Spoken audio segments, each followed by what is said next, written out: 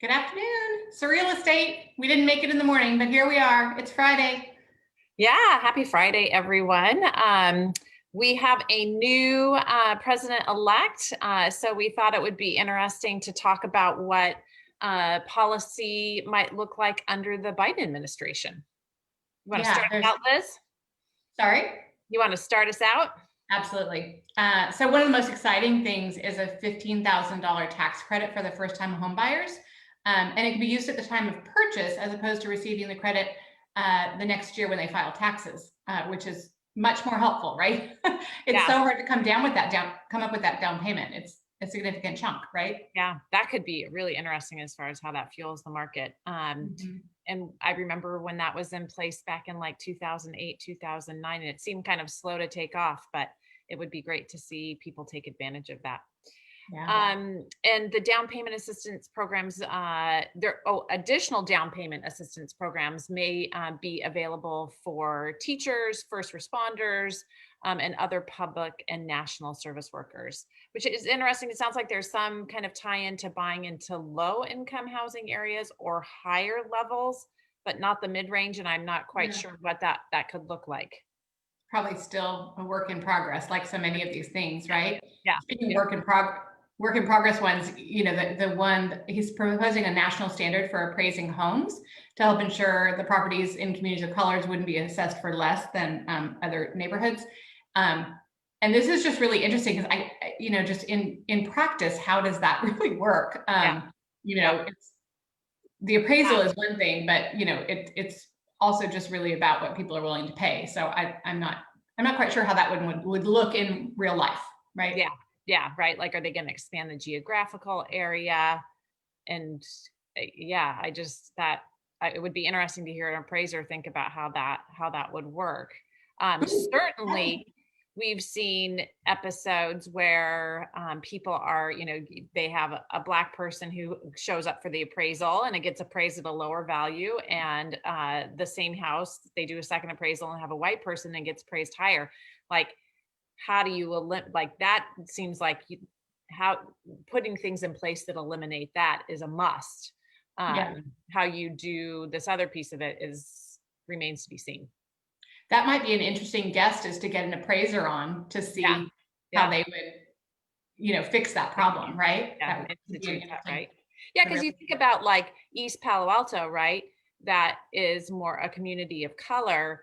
And right across from there are some of the most expensive homes of Palo Alto, right? So, and what is one of my thoughts is, what is the purpose per se? Like that you're suddenly going to then try and make those properties worth so much that they then become unaffordable to communities of Right. color, right? So how does it work? It's a hard one. Yeah. Yeah. Yeah. Another thing that is on the table is the implementation of a public credit agency that would help raise credit scores of minorities, because they consider things like rental payment history and paying utility bills on time, which would be a great thing. Yeah. Yeah. Very exciting. And then there's also, he's planning to fully fund Section 8 vouchers, so that low income Americans who qualify would actually receive the assistance, because currently only about a quarter of those eligible funds to fund all of those Section 8 needs. Yeah, I want to make sure we portrayed that correctly. So there's a quarter of the people who want them that aren't currently getting them because it's not fully funded. Thank you. We actually have an income property with a Section 810 in it, and I have to say, it's super smooth. There's some things that we go through as far as them doing an inspection and making sure we're compliant on those things, which is a good thing as far as what landlords should have to do for their tenants. But that there's never any late payment. It comes in. So it's a really reliable way for landlords to receive their rents without question. Yeah. So the other thing is he's pledging to increase housing supply by putting 100 billion towards constructing and upgrading affordable housing. He's also attempting to limit restrictions cities use to limit the amount of new construction. So Yeah, that's a big chunk. yeah, that could be a big one. I don't feel like we experience like the city trying to put up roadblock to development around here, but certainly there's got to be places where they do. I think there's just so much of that NIMBY, Yeah. and it might help bolster a city's ability to open the door to that kind of housing, if they were supported federally, maybe, Right. Yeah, certainly allows. we need more housing for sure, all across the country. Yeah. The other piece that was in there about what the Biden administration might do, there's talk about taking away the 1031 tax deferred exchange for people who make over 400,000. 400,000 seems to be his mark where like that's where things change for Biden. And this may just be the overall talk of the taxes will go up for people who earn over 400,000. What's interesting is that when Trump was coming into his presidency, he had there was a lot of talk about the 1031 exchange going away entirely, which I found super surprising to come out of a Republican administration. And ultimately, I think the housing lobby didn't allow that to happen. So it'll be interesting to see what if Biden can make inroads on this or not. It just seems to be such a pillar of the real estate economy and real estate investment. So we'll see what happens there. All of these things will be very interesting to monitor to see what changes we have.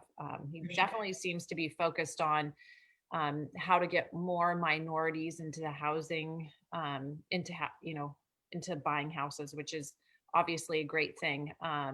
We previously had that executed in a way in which people were qualified for loans that they couldn't qualify for, right? And that ultimately wreaked havoc upon our economy. But hopefully there will be some creative solutions for how to do that.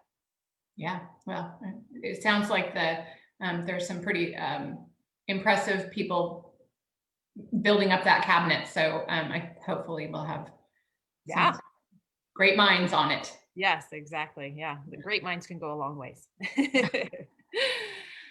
All right. Well, everyone, thank you for tuning in and have a wonderful weekend. It just feels like we're heading so fast into Thanksgiving.